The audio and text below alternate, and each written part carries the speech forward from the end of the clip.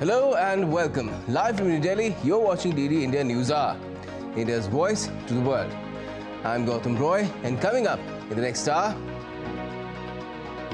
the International Monetary Fund raises India's growth forecast for 23-24. GDP is expected to grow at 6.7%, says it reflects a resilience in domestic demand. Ousted Pakistan Prime Minister Imran Khan and his ex-foreign minister are sentenced to 10 years in jail for leaking state secrets. US Secretary of State Antony Blinken voices real hope for a Gaza ceasefire deal. Israel's Prime Minister Netanyahu says he won't end the war before achieving all objectives. And the first human gets a brain implant from Elon Musk's Neuralink. The chip aims to telepathically control electronic devices.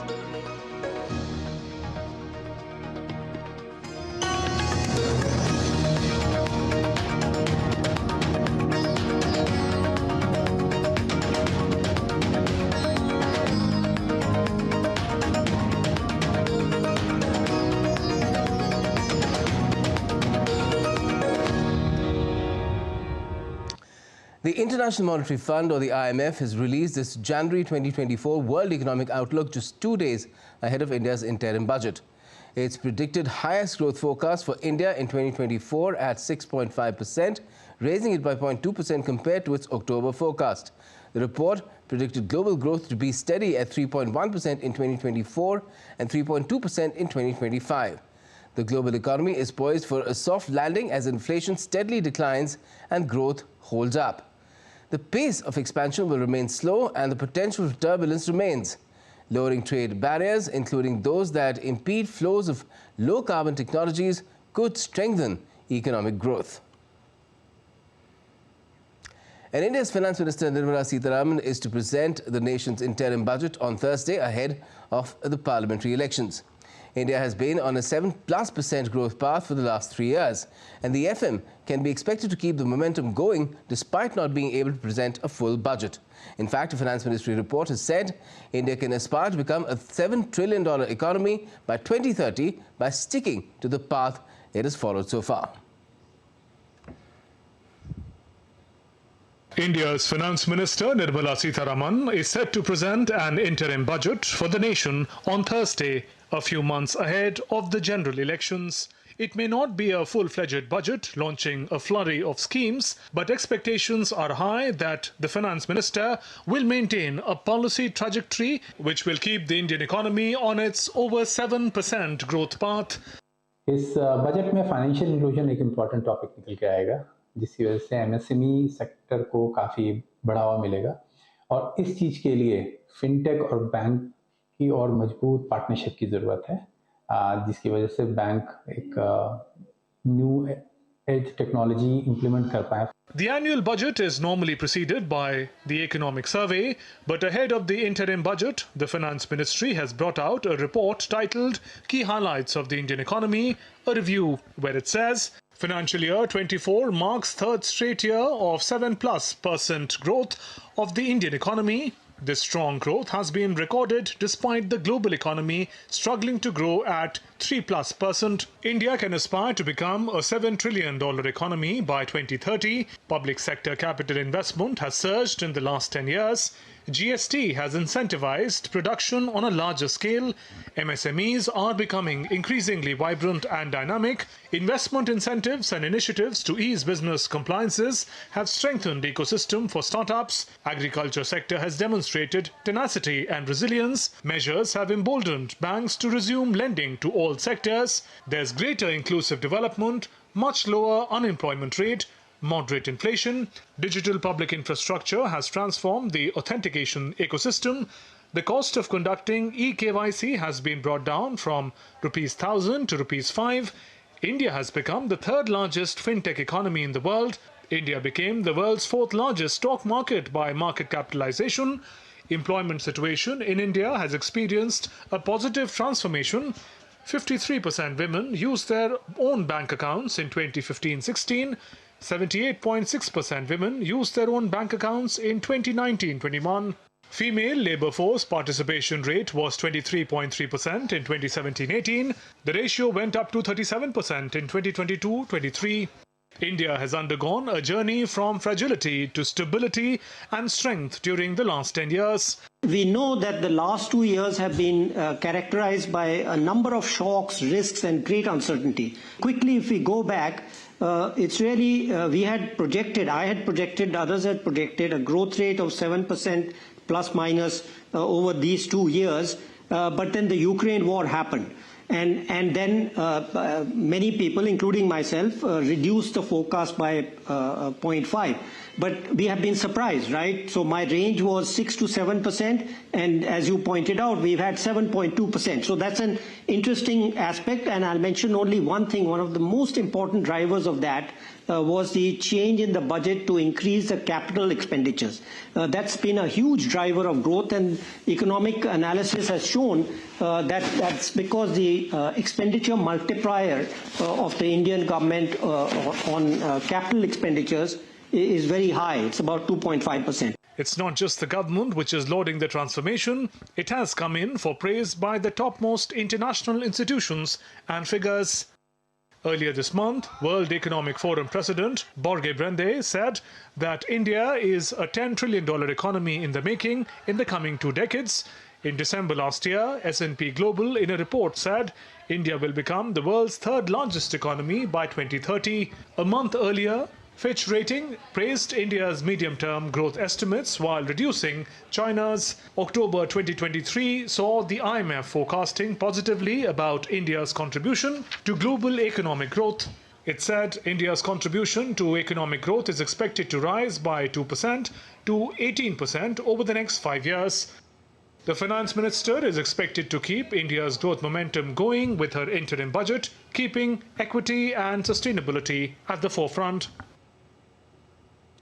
Now, the budget to be presented by Nirmala Sitharaman on the 1st of February, that's Thursday, will actually be an interim budget, as we have been saying. Like the previous 3 full union budgets, the interim union budget 2024 will also be tabled in the digital mode. Find out in our next report how an interim budget is different from a full year budget.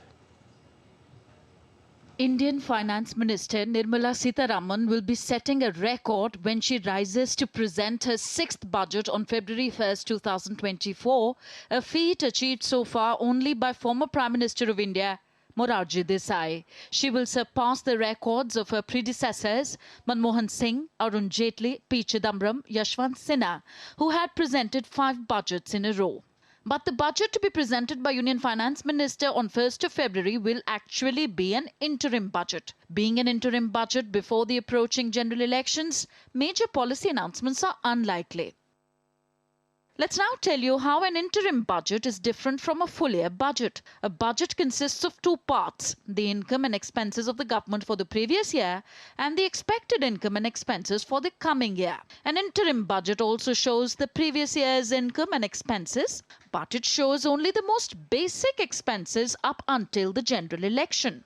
An interim budget is presented when general elections are very near. It is an effective mechanism that allows the ruling government to ask Parliament for approval of funds sufficient to incur expenditure for part of the year till a new government is formed after the general elections. So an interim budget takes the place of a full budget if general elections are approaching. The full budget for fiscal year 2025 will be presented after the formation of the new government following the general elections. During an election year, it is unrealistic for the ruling government to prepare a full year budget. Although there is no constitutional provision for an interim budget, it has now become standard procedure for the incumbent government to present one before general elections. In 2019's interim budget by the then Finance Minister Piyush Goyal, no change was proposed in the tax structure. But in a major relief to taxpayers, income up to 5 lakh rupees was exempted from tax. In 2014's interim budget, the then Finance Minister P. Chidambaram announced no change in the tax structure nor offered any big benefits. But in the 2009's interim budget, the then Finance Minister Pranab Mukherjee had changed the income tax slabs. Nirmala Sitharaman took over the finance portfolio in Prime Minister Narendra Modi's second term. It will be her fourth paperless budget, as like the previous three full union budgets, the interim union budget 2024 will also be tabled in digital mode. Tanvi Taneja for DD India. And the Indian economy is expected to keep growing at the fastest pace among the G20 member countries and drive global growth. The Organization for Economic Cooperation and Development, or OECD, chief has said that a very significant progress has been made over the last decade in India. The growth performance would continue to deliver better living standards for people across the country. A group of global experts have hailed India's robust digital public infrastructure, especially UPI, in reducing inequality. At a panel discussion this week at the Davos Innovation Week, hosted by World Innovation Economics, all the panelists praised India's rapid inclusive growth due to its robust digital public infrastructure, good governance and inclusive growth. The panel also discussed how technology like UPI can be in future, as the payment technology is better than the existing platforms in the US or Europe. And we'll be talking about this further in terms of how the interim budget could take the Indian economy forward with our expert guests in just a bit. So stay with us for that one. At the moment, we're moving on. Now, in a major setback to former Pakistan Prime Minister Imran Khan, a special court in Islamabad sentenced him to 10 years in jail on Tuesday for leaking state secrets. His then foreign minister, Shah Mahmood Qureshi, has also been handed down the same punishment in what is popularly known as the cipher case. But this is neither the beginning nor the end of the former international cricketer's troubles. Here's more with Syed Absarul Hassan.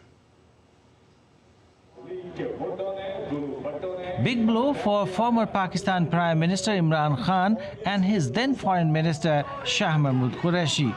Both of them have been found guilty in a state secret case. A special Islamabad court has sentenced them to 10 years in jail for leaking cables sent by Washington ambassador, which Imran Khan has denied.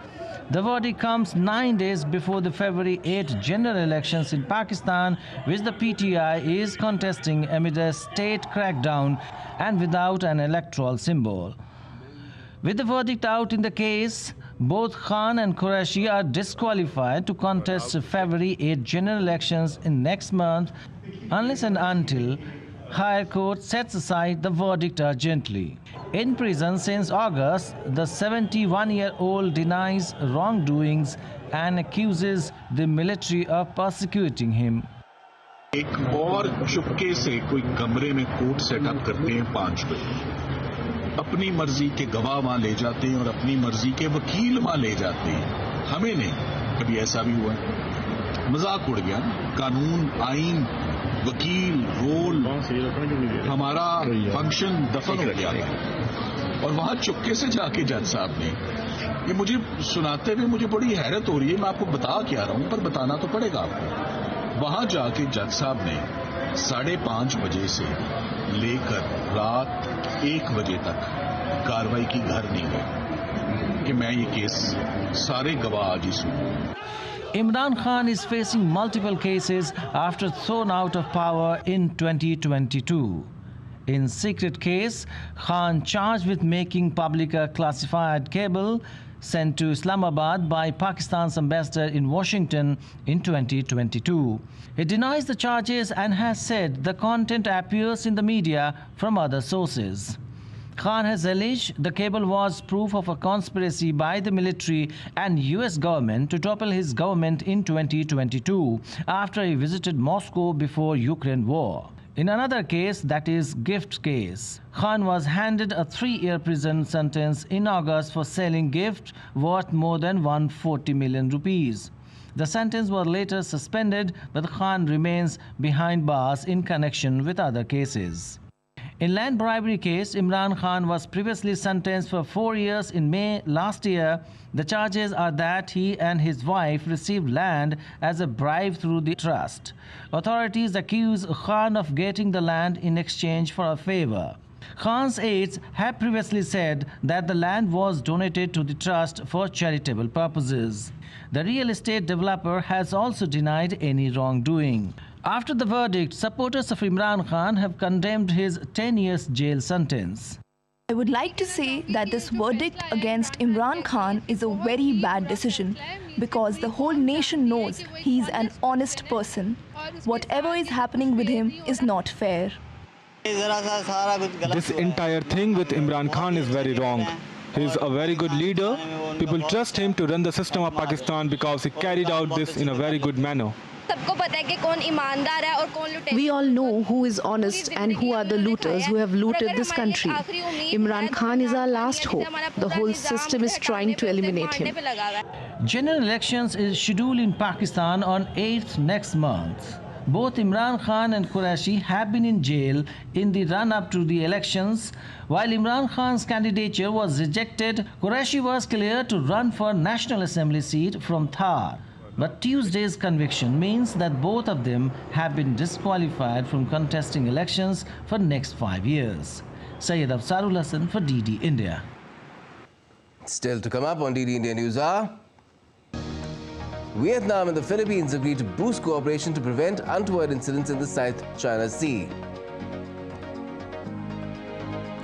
North Korea has once again fired multiple missiles into the sea off its western coast, prompting the South to condemn the act. And the Maldivian political crisis has deepened. One of the opposition parties has urged President Muzu to formally apologize to India's Prime Minister.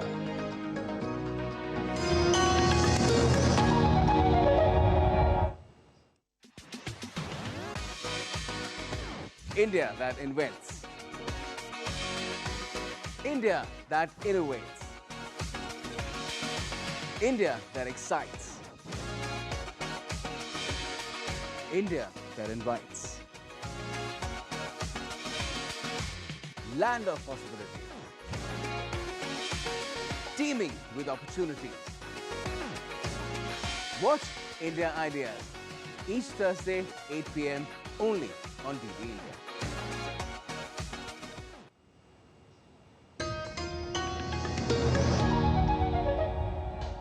Welcome back. You're watching DD India News Hour. I'm Gautam Roy. Now, as the Israel-Hamas conflict approaches its 5th month, Israeli military forces announced on Tuesday that they had neutralized Hamas terrorists who were hiding in a hospital in the occupied West Bank city of Jenin, thwarting an imminent attack. The Israeli military identified one of them as Mohammed Jalamneh from Jenin, who had connections with Hamas headquarters abroad and was reportedly planning a raid attack inspired by the 7th of October massacre. The other 2 terrorists were identified as locals from the area. Now, as the Israel-Hamas conflict approaches its 5th month, Israel's Prime Minister Benjamin Netanyahu on Tuesday said that Israel won't withdraw its forces from Gaza or free thousands of security prisoners. In remarks aired by Israeli TV, Netanyahu added, and I quote, "We will not end this war short of achieving all its objectives. That means eliminating Hamas, returning all of our hostages, and ensuring that Gaza will no longer pose a threat to Israel." The remarks have come as U.S. Secretary of State Antony Blinken has said that the latest proposal to secure the release of Israeli hostages in Gaza is strong and compelling. He was speaking at a joint press conference with NATO Secretary General Jens Stoltenberg.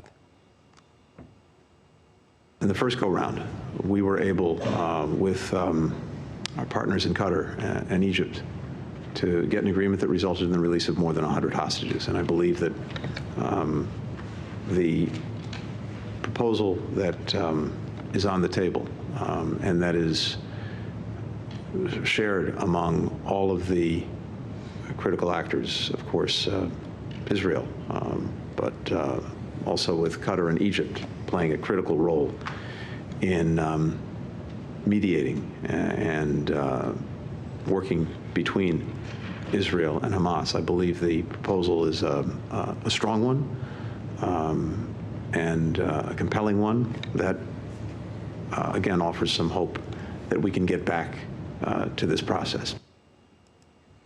Meanwhile, an Israeli intelligence dossier that prompted a cascade of countries to hold funds for a UN Palestinian aid agency includes allegations that some staff took part in abductions and killings during the 7th of October raid that sparked the Gaza conflict. The 6-page dossier, reported by a news agency, alleges that some 190 UN RWA are UNRWA employees, including teachers, doubled as Hamas or Islamic Jihad militants. It has names and pictures of 11 of them. UN spokesperson has said the UN has not formally received a copy of this dossier.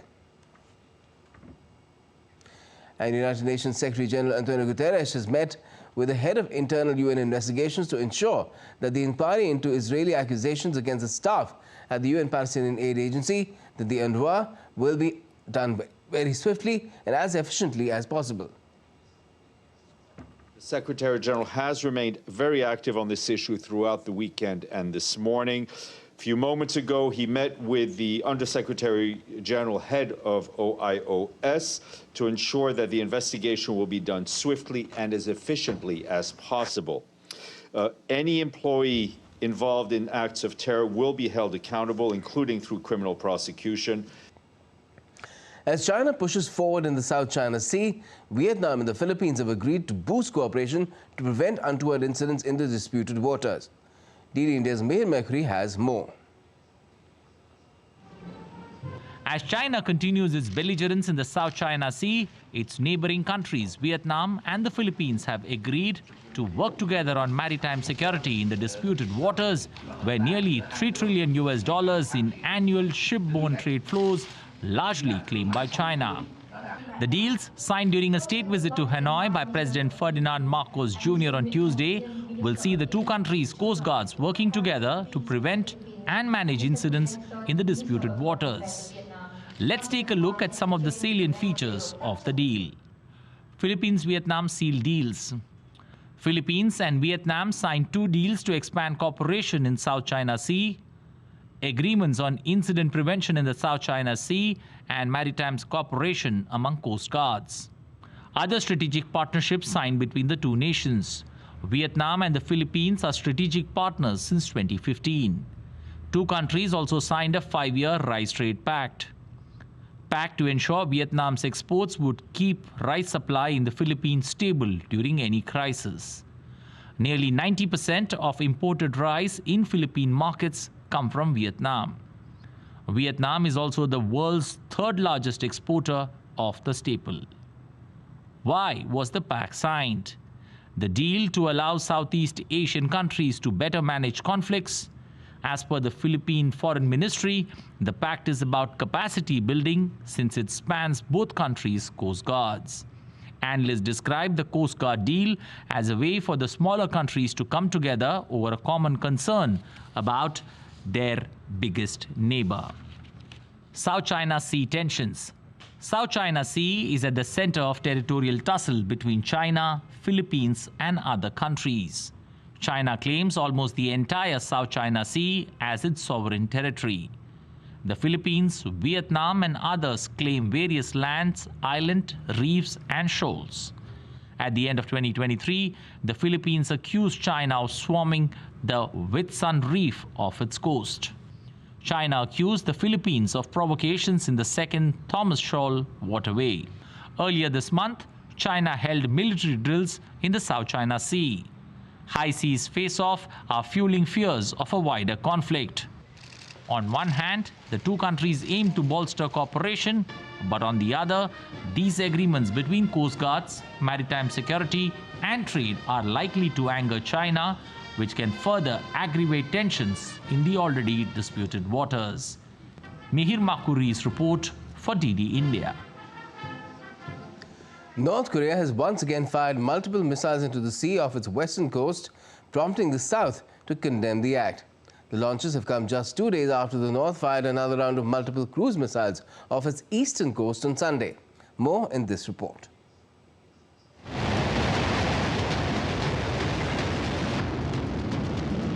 Tension prevails in Korean Peninsula as North Korea fired multiple unidentified cruise missiles on Tuesday into the sea off its west coast.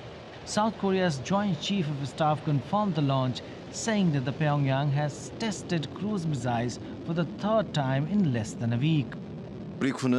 Our military detected multiple unidentified cruise missiles launched from the North Korea's west coast around 7 a.m. today. And South Korea and the US intelligence authorities are analyzing details. While strengthening surveillance and vigilance.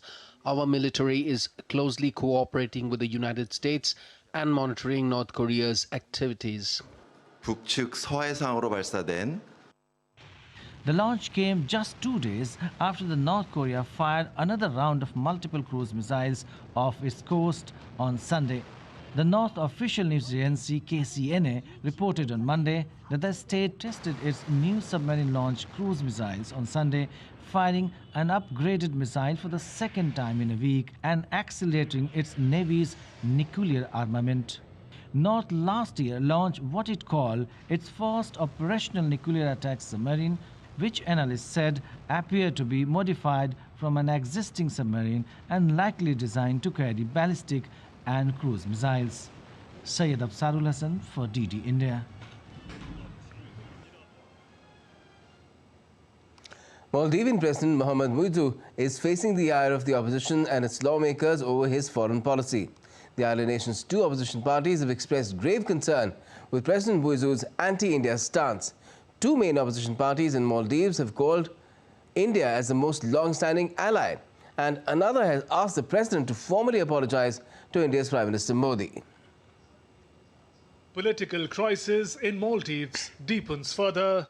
The Maldivian Democratic Party, which is the country's main opposition, is preparing to submit an impeachment motion against President Mohamed Muizzu in Parliament, stepping up its challenge to the executive in the legislature against its anti-India stance. The Maldivian Democratic Party parliamentary group has issued a 3-line whip for President Muizzu's impeachment. Maldives' two main opposition parties, Maldivian Democratic Party (MDP) and the Democrats, came out in support of India. The two parties committed to work together on several governance-related issues and expressed concern on another set of issues, including the foreign policy and lack of transparency. Maldives Jamhuri Party leader Qasim has urged Maldivian President Mohamed Muizzu to issue a formal apology to Indian Prime Minister Narendra Modi and the people of India. While addressing the press, he said the decree should not be nullified as it would only result in a loss to the nation. The development comes after high-voltage drama unfolded in the Maldives parliament over the approval of pro-China members in Muizzu's cabinet. Clashes broke out in the Maldives parliament on Sunday between pro-government MPs and opposition lawmakers over differences in the approval of 4 members of Muizzu's pro-China cabinet. Chaotic scenes were witnessed where members of the Maldives parliament traded kicks and fought with opposition lawmakers near the speaker's chair, while others shouted from the floor and the sounds of toy trumpets rang out. Rahul Upadhyay's report for DD India. Bangladesh slipped by 2 positions in the Corruption Perceptions Index 2023 of the Berlin-based Transparency International to become the 10th most corrupt country in the world. In the last decade, this is the worst performance of Bangladesh. This was revealed by the Executive Director of Transparency International Bangladesh at a press conference in Dhaka on Tuesday.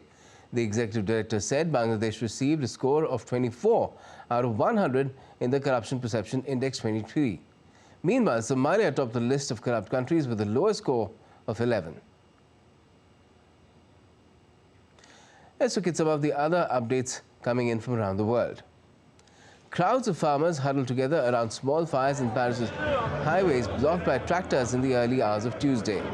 The protests have been going on for over the last 1 week, with angry farmers seeking to put pressure on the government to do more to help them face inflation, compete with cheap imports and make a living. Complaints by farmers have so far prompted the government to drop plans to gradually reduce subsidies on agricultural diesel and promise to ease environmental regulations. The protests follow similar action in other European countries, including Germany and Poland, ahead of European parliamentary elections in June. A 67-year-old from southeastern North Macedonian city of Strumica has over 600 budgiga parrots. The Banco Georgiev claims to know each one of them, that is his feathered friends. He has 100 square meter of the top floor of his house that he shares with them. For over 20 years, Georgiev has spent at least 3 hours a day in feeding and cleaning all these parrots. A truck loaded with sulfonic acid overturned in a traffic accident on Monday, spilling its load into a river that supplies the southern Brazilian city of Joinville. The vehicle overturned on a road near the Dona Francisca mountain range, and the hazardous chemical substance spread rapidly and reached the bed of the Cubatao River. No one was reported to have been injured in the incident. The fantastical world of artist Philip Colbert took center stage at the National Museum in Naples, Italy, as vibrant red lobsters, straight from the dream realm, graced the exhibits. The House of Lobster-themed exhibition not only brought a burst of creativity, but it also underscored the enduring resonance of mythology in modern art. And still to come on DD India News Hour, we'll be speaking with our expert guests about India's upcoming interim budget and the state of the economy in terms of a positive IMF outlook as well. India's money laundering probe agency has issued a 10th summons to Jharkhand State Chief Minister Hemant Sorin in a land grab cum money laundering case. And the nation has bowed to India's father of the nation on his 76th martyrdom day today.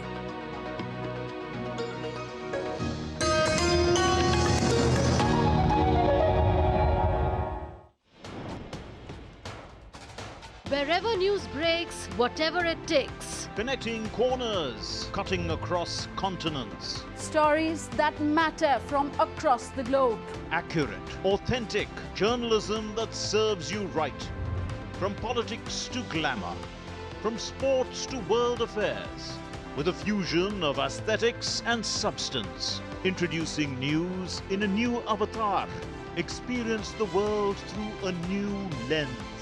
Stay tuned to DD India for an exciting journey beyond borders.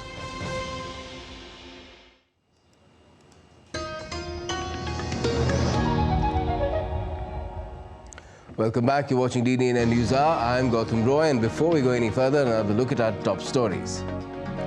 The International Monetary Fund has raised India's growth forecast for 2023-24. GDP is expected to grow by 6.7%. Says it reflects resilience in domestic demand. Ousted Pakistan Prime Minister Imran Khan and his ex-foreign minister have been sentenced to 10 years in jail for leaking state secrets. And the first human gets a brain implant from Elon Musk's Neuralink. The chip aims to telepathically control electronic devices. All right, India will have its interim budget on the 1st of February. That's Thursday. Nirmala Sitharaman will present it, and a lot of expectations are built into it, despite the fact that it's an interim budget, because this is also an election year, which is why an interim budget and not a full budget is being presented. And today also the IMF has raised India's growth forecast for 2023-24. GDP is expected to grow by 6.7%. And it's saying that it reflects a resilience in domestic demand. To talk about it all, we have with us Rajat Kathuria, senior economist, Shiv Nada University. Good evening to you, Rajat. What do you make of how India has been growing? The Finance Ministry's data says 7+% for the last 3 years, and the IMF has revised its forecast for India as well for 23-24 to 6.7% now. So I think, growth, the good news about growth forecasts, Gautam, is the fact that it's been revised upwards, which means India is moving in the right direction as far as growth is concerned. And we've maintained most of our forecasts internally have been in the neighborhood of 7%. And this has been reiterated by the Ministry of Finance, I think yesterday, that we're going to grow at about 7% plus. So that's the good news. I think in terms of overall rate of growth, India has been doing pretty well, and it's been a resilient economy ever since COVID subsided. So as far as growth is concerned, we've been doing quite well. I think the worry for India is the quality of the growth. And this has happened despite Ukraine and the latest crisis in the Gulf as well. So absolutely, despite the sort of headwinds that the global economy has been facing, the two wars that are happening even as we speak, the prices of commodities have been volatile. Even with those shocks, India's economy, as the IMF rightly says, has been shored up by domestic demand, and that will continue to remain so because we've got huge domestic demand. There's latent domestic demand, especially after COVID, and that has been reflected in the growth in services that we've been seeing. But as I said, the worry for India, I think for a long time, has been the quality of growth. And by that I mean it's not the number that is important for India, it's not even the aggregate sort of GDP target that we have in 2 years, which is $5 trillion, and I'm sure that we will achieve that. The worry for India has always been, and for the last decade and more, has been the quality of growth, which means that how is that growth distributed, and how are the jobs doing, and whether we've been able to create productive jobs for the number of people that have been sort of entering the labor force in India. Yes, the ministry's report says that there's been positive movement on that front as well. Yes. So there's been positive movement. So the quality of growth, I think, for India is important. And that means not only jobs, but it also means sustainability. It also means becoming more competitive. As far as sustainability and green growth is concerned, I think India is one of the few countries that has grown very rapidly as far as non-fossil fuel sort of take-up is concerned. Both solar and wind have been doing really well. But given the size of our economy, to expect that we will make a clean break from fossil fuels is not reasonable to expect, and it's, I think, not justified. So, but in terms of where we are headed, I think we are headed in the right direction. Our energy mix has changed in favor of non-fossil fuels. It'll take a lot of time to actually achieve the target that we want for ourselves and shore up the production of both sort of solar and wind. We are awaiting, the global economy technology transfer to happen and give us, storage technology that will make it affordable to produce and store non-fossil fuel. Right. Now, are these the kind of issues that the finance minister will she have the leeway to address in the interim budget? Because it's not a full budget. It's not a full budget, and some say because it's an election year, there will be compulsion to increase social spending as well. I think our social spending anyway is quite large. So India's social spending, given the fact that, we have a large number of people in the population that receive some sort of either direct transfers or receive some sort of in-kind subsidy. I think those numbers, despite the fact that it's an election year, I don't think those numbers are going to go down even after the election, given the demand for that is so much. So that will continue to remain. And in an election year, in an election budget, this is not a budget. This is, as you said, this is an interim budget. So I don't think we should expect much change in what we've been doing. The tax rates will not be changed in the interim budget. There will be a little more spending on social welfare schemes. There'll be a little more transfers that will be announced for people. But the real budget will be presented after the election. But given the fact that in the last few budgets, there's been a trajectory of increased investment by the public sector, and I think that is important. The public sector, over the next 5 years, and this I'm talking about the budget that will be presented after the election, I think we should see a move away from public sector to a private sector-led development trajectory. I think that is important. And the reason why the public sector investment, because private sector hasn't been coming in the face of all these shocks that have happened to the global economy, including what you mentioned. Would you look for that? Would you look for that in the kind of fiscal consolidation path the FM chooses? Of course. There will be a fiscal consolidation path, and which means that the government will not step away from investment unless the private sector comes forward. Because remember, investment is the trigger for growth. So we need, at the peak, we had 36% investment of GDP. Today we have about 30%, and we want to move back to 36%. And I think the private sector can lead the way for that. But for that, the private sector has to step up to the plate and make those investments, put its money where its mouth is. Then the government can withdraw from investment. The government will continue to invest in large infrastructure projects like roads and ports and railways. But then for the other investments, I think the private sector will need to come forward, both in its own way and in partnership with the government, which is the PPP mode, I think. But that will not happen. There will be no such announcements. I don't think there will be any such announcements in the interim budget. The interim budget, as you say, will be much more of a budget which will consolidate whatever already exists and try to guide a path towards, as you said, which is extremely important for fiscal prudence, which is fiscal consolidation. So what would you look for in the interim budget, which will tell you that the finance minister has, got her eyes set on the long-term goal of taking India to becoming a $5 trillion economy within this decade, and then later on by 2030, $7 trillion, the third largest economy in the world? I think those indications, Gautam, have already been there in the previous budgets, and that will be increased focus on fiscal consolidation. Now, shocks, of course, derail governments in their path towards fiscal consolidation. But the good news, I think, is that the tax regime is beginning to now bear fruit. Remember, there's an expenditure side, and there's also a revenue side. And the revenue side, fortunately for India, the GST, after the initial hiccups, we've seen that the GST has been able to generate revenue for the government. Direct taxes also, more and more people are coming under the tax net.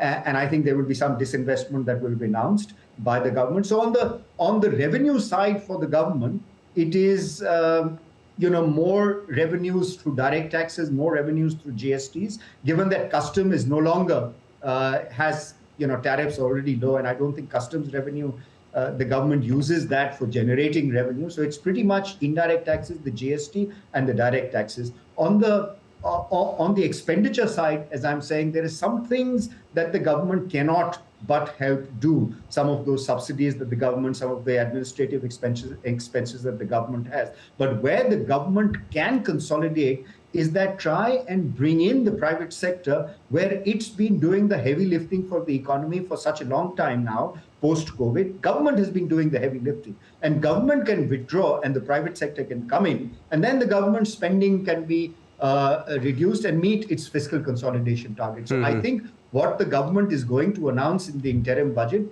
is a pathway towards fiscal consolidation, given the fact that it's been a long-standing sort of target for governments, different governments in India, that we must get to about 3% of fiscal deficit, 3% of GDP should be our target for fiscal deficit. Yes, certainly. Now, Rajat Kathuria, you've already said that you don't see any scope for changes in tax slabs. So, not in the interim budget. Not in the interim budget. Yes. So, if that is not on the horizon, then is there any other area that you would look for where perhaps the government could give some sort of a break to put more cash in the hands of the common man? That the government is already doing. I think, as I'm saying, that direct transfers through NREGA money is something that the government is already doing. PM Kisan as well. Yes, PM Kisan. So that the government is already doing, and necessarily so, because I think the government needs to play that role until we are able to create more sort of productive jobs. And one of the, I wouldn't say problems, one of the issues that is facing India's structural transformation is that manufacturing sector hasn't been able to create those large-scale jobs, those mass large-scale jobs that China or other East Asian countries did before us. We haven't been able to do that. We've been trying for a long, long time, saying that manufacturing should reach 25%. In the absence of the manufacturing sector creating large mass-scale jobs, where are people going to find employment? They're going to find employment in the services sector, which is what has happened. But most of this employment in the services sector, other than in the large companies, other than the formal sector and IT sector, most of them are not very productive jobs. And often people, do those jobs because they don't have an alternative. And so that the government has had PLI schemes coming in. A lot has been done for MSMEs as well to get them credit, easy credit. Which is why the SME sector, which is the single largest job creator, we have 63 million plus MSMEs in the country, and a lot of them are small. So that's where jobs can be created. So the MSMEs need a boost, and the government has been doing that. So it will just reinforce what it has already been doing. But doing business, making it easier for firms to start up, etc. Those are important. The gig economy is also picked up. There are a lot of people who are employed in the gig economy. I can't tell you the numbers off the top of my head, but these sort of gig workers across different sectors. Retail comes to mind, transport comes to mind, delivery comes to mind. These are some things that are happening. These jobs were not there before, and these jobs have picked up in the last 4 or 5 years, given that the digital economy in India is doing quite well. Of course, a lot more needs to be done. But, the nature of the jobs in the past used to be mass scale manufacturing jobs.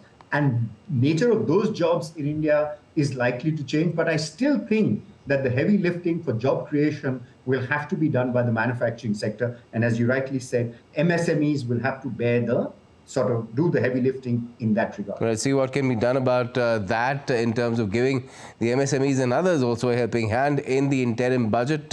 Not much scope for it, but one can always, hope that there would be. We should look at the next, the budget after Yes, a few months down the line. All right. Yes. Thank you, Rajat, for joining us and talking about it. Thank you. And still to come on DD India News Hour, India defeat New Zealand in the Under-19 Men's Cricket World Cup Super 6 game by 214 runs on Tuesday. Rome welcomes Australian Open champion Yannick Sinner to a long-lasting applause upon his arrival from Melbourne. And Inter Milan have been kicked off their tour of Saudi Arabia by losing to Al Hilal 4-3 on Monday.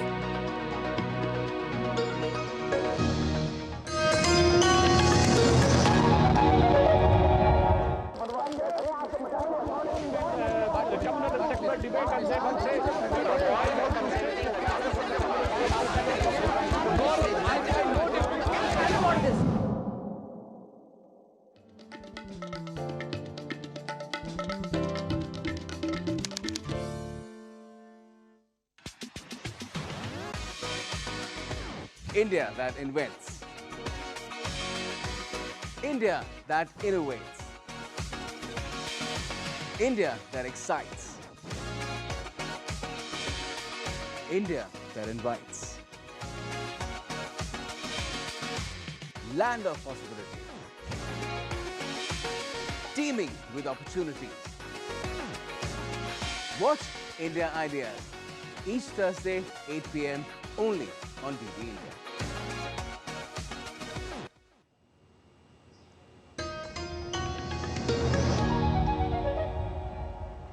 Welcome back. You're watching DD India News Hour. I'm Gautam Roy. Now, amid the ongoing political crisis in India's state of Jharkhand, the Enforcement Directorate launched a massive crackdown against Chief Minister Hemant Sorin in the land fraud case. The Chief Minister was reported to be missing for several hours on Monday before resurfacing in the state capital Ranchi the next day. More in this report. Chief Minister of India's eastern state of Jharkhand, Hemant Sorin, reappeared in Ranchi on Tuesday. He remained untraceable for questioning the previous day by the country's money laundering probe agency, the Enforcement Directorate. Sorin held a meeting with MLAs of the ruling coalition before emerging out of his official residence. His wife, Kalpana Sorin, also attended the meeting. Section 144 of the Code of Criminal Procedure has been put in place within a 100-meter radius of the Chief Minister's residence as well as the Enforcement Directorate office in Ranchi. Jharkhand Governor C.P. Radhakrishnan met top officials to take stock of the law and order situation. We are also waiting for the CM's response. Nobody is above the law. I'm repeatedly telling it. We have to work within the Constitution. We all are law-abiding citizens.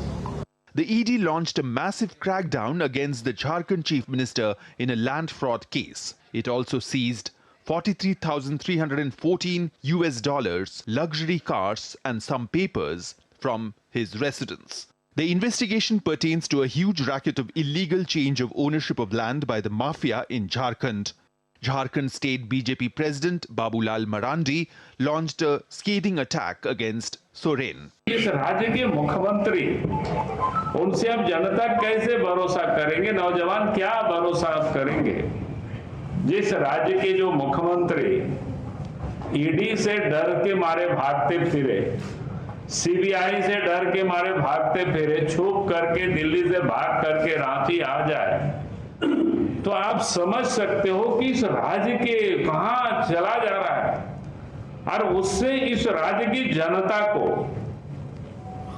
सुरक्षा कैसे मिल सकती है. Monday saw ED officials visit Sorin's residence in Delhi but said they could not locate the chief minister. The ED had earlier summoned the chief minister in connection with a money laundering case linked to the alleged land scam. The central agency issued fresh summons to the Jharkhand chief minister and asked him to be available for questioning on Wednesday. Notably, this is the 10th summons in the land scam case. Aman Kumar Himanshu's report for DD India. Let's now get you some more updates from the nation.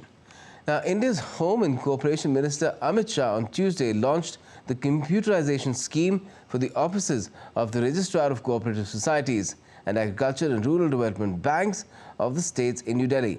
The minister said that the government is working towards giving medium and long-term loans for modern agriculture. India's Defence Minister Rajnath Singh on Tuesday described India and the US as natural partners who must move forward in the strategic and business sectors amid the current global geopolitical scenario. Rajnath Singh was addressing a conference on strengthening Indo-US relations in Amrit Kal Atmanirbhar Bharat in New Delhi. A day before the beginning of the interim budget session, India's upper house chairperson Jagdeep Dhankar has revoked the suspension of 11 opposition MPs on Tuesday. This is 2 days before the interim budget. The suspended parliamentarians were held guilty of breach of privilege and contempt of Council of States by the Rajya Sabha's Privileges Committee.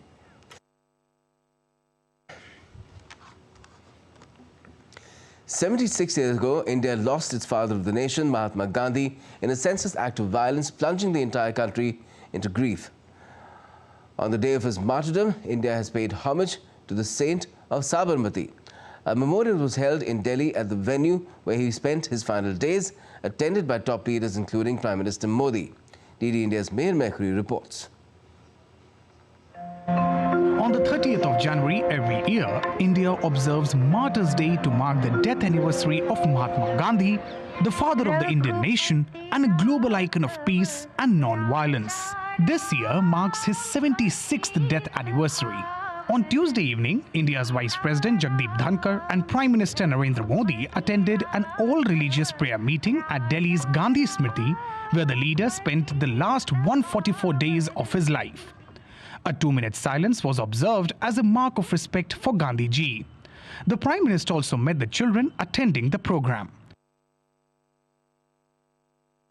Earlier on Tuesday, President Murmu, Vice President Dhankar and PM Modi paid floral tributes to Mahatma Gandhi at Rajghat, where a black marble platform marks the spot of his cremation. On this solemn occasion, the nation reaffirmed its commitment to overcoming falsehood with truth, following the path laid out by Mahatma Gandhi. Tuesday also saw how the father of the nation continues to inspire PM Modi over the years. Modi Archive, which narrates the life of Prime Minister Narendra Modi through his archival records, shared pictures from his personal diary showing his admiration for Mahatma Gandhi. His diary entries also demonstrate that he has embraced love and tolerance inspired by the life of Mahatma Gandhi. Ever since he took over as the Prime Minister, PM Modi ensured that Mahatma Gandhi's ideals, principles and teachings are held aloft through his speeches and actions. His pet project, Swachh Bharat Abhiyan or Cleanliness Mission, promotion of Khadi both in India and abroad, and others are inspired by the teachings of the Mahatma. From Brisbane to Hanover to Ashgabat, the Prime Minister has unveiled busts or statues of Bapu, creating a lasting awareness about the Mahatma overseas. On November 16, 2014, PM Modi unveiled a statue of Mahatma Gandhi at Roma Street, Parklands, Brisbane. PM Modi also unveiled a Gandhi statue at a square outside the Indian Embassy in Washington, D.C. in 2014. On the 13th of April 2015, PM Modi unveiled a bust of Mahatma Gandhi at the City Hall of Hanover, Germany. On July 12, 2015, Prime Minister Narendra Modi unveiled the Mahatma Gandhi statue in Bishkek, Kyrgyzstan. And on July 11, 2015, Prime Minister Narendra Modi unveiled a bust of Mahatma Gandhi in Ashgabat, Turkmenistan. On 2nd of June 2018, PM Modi unveiled Mahatma Gandhi's plaque in Singapore. The 20th century's most famous apostle of non-violence himself met a violent end. Mahatma Gandhi, who had taken a leading role in spearheading the campaign for independence from England, was shot dead while walking towards the prayer mandap at Birla House in New Delhi on the 30th of January 1948. Mihir Makhuri, DD India. And the 76th anniversary of the martyrdom of Mahatma Gandhi was also observed at Gandhi Ashram in Naukali and Jamalpur in Bangladesh on Tuesday. Chairperson of the Gandhi Ashram Trust, Jibon Kanai Dash, and other trustees paid tributes to Gandhi Ji on his death anniversary. The Gandhi Ashram Trust held discussion on relevance of Mahatma Gandhi in contemporary world in Dhaka as well. Let's now to get you some sporting updates. Well, India defeated New Zealand in the Under-19 Men's Cricket World Cup Super 6 game by 214 runs on Tuesday. Mushir Khan's second 100 of the tournament guided India to a big win. Asked to bat first, India lost an early wicket, but Mushir and Adarsh Singh stitched together a good partnership and helped India win over New Zealand, who got bowled out at a paltry 81 runs.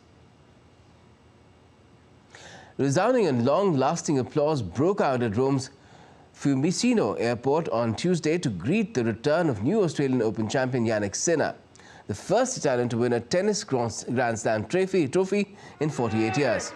Sinner beat Russia's Daniil Medvedev in the final of the Australian Open on Sunday, overcoming a two-set deficit to win 3-6, 3-6, 6-4, 6-4 and 6-3.